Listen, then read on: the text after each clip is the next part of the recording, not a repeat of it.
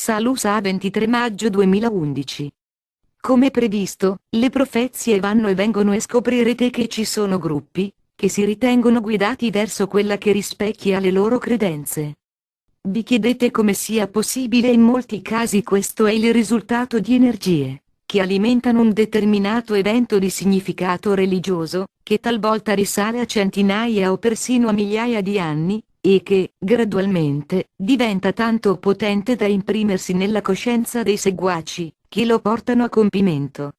Il fatto che la profezia non si avvera è probabilmente da attribuirsi ai tempi, che sono cambiati, come pure alla crescita dei livelli di coscienza e all'influenza della luce. Di conseguenza, la predizione perde forza e non si avvera. In altre parole, non è più necessaria per portare gli attesi cambiamenti, essendo l'umanità passata ad un nuovo paradigma. Pertanto, l'Apocalisse non avverrà come predetto e, anche se ci saranno numerose trasformazioni terrestri, essa non sarà più sinonimo di morte e distruzione in massa. Se possibile, la gente dovrebbe fissare l'attenzione sugli aspetti positivi dei cambiamenti e, come tanto spesso vi raccomandiamo, occorre concentrarsi sulla visione della nuova terra.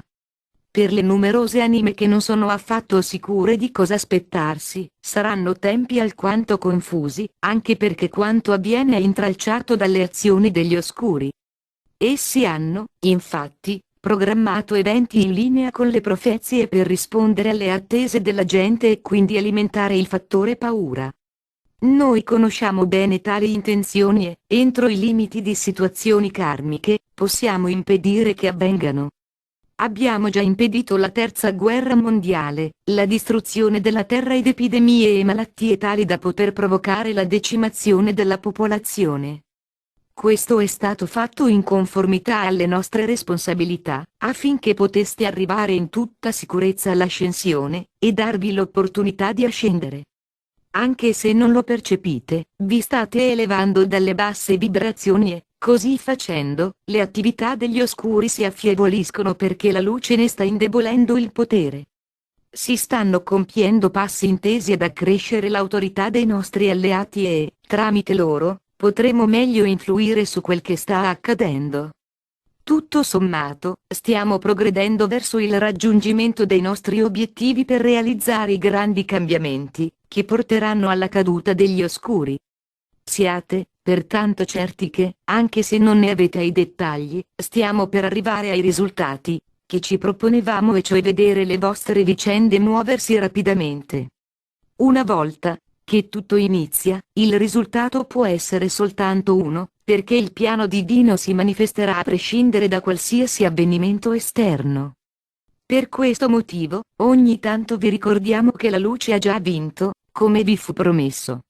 Non esiste alcun motivo di aver paura e qualunque siano i vostri progetti su come sperimentare la fine dei tempi, essi senz'altro si avvereranno. Vi chiediamo di guardare sempre avanti, perché verrà il momento in cui il passato avrà poca o nulla importanza per voi. Una volta ascesi ed il vostro livello di coscienza notevolmente ampliato, di fatto, sarete staccati dai ricordi relativi al tempo trascorso nelle basse vibrazioni. Tali ricordi non conteranno più, anche se porterete sempre con voi l'esperienza acquisita. Il vostro viaggio spirituale per ritornare alla sorgente prosegue per sempre, e questo si applica a tutte le anime senza eccezioni. Potrete, quindi, constatare che, ogni qualvolta incontriate altre anime, avrete sempre molto in comune con loro, non da ultimo il fatto di provenire dalla medesima sorgente. Voi sceglieste di esserne separati, accogliendo la sfida di recuperare la vostra luce ed i livelli di coscienza che vi avrebbero permesso di reintegrare le memorie subconsce del sé superiore. Molti di voi ci sono riusciti e questo successo ha permesso che fosse concesso un tempo addizionale, affinché il maggior numero possibile di anime potesse ascendere. Altrimenti, forse non sareste ora qui ed il vostro viaggio sarebbe terminato all'inizio del millennio. Potete, pertanto capire, carissimi, l'ammirazione e l'amore che suscitate nelle dimensioni superiori, perché la vostra vittoria è stata riportata unicamente grazie all'impegno ed al fermo proposito di superare tutti gli ostacoli. Siete veramente degli esseri magnifici e, nel prossimo futuro, prenderete posto accanto a noi quali esseri perfettamente consapevoli. Qualunque siano state le vostre esperienze terrestri, non possono in alcun modo sminuirvi, perché l'unico motivo della vostra presenza sulla Terra fu di piombare nelle vibrazioni inferiori. La cosa più importante è quel che vi avete imparato e non come ci siete riusciti, poiché tutti avete sperimentato la forza d'attrazione delle energie oscure. Altrimenti, come avreste potuto imparare come controllarle e comprendere appieno come superarle?